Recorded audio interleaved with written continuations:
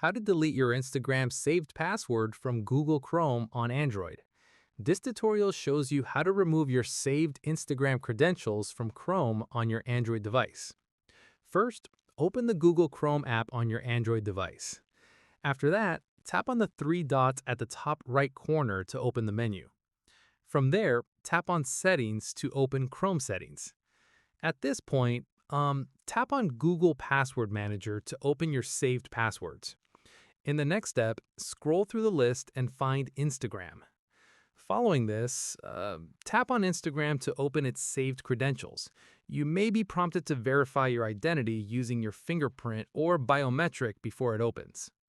Once done, verify your identity to unlock and view the saved account details.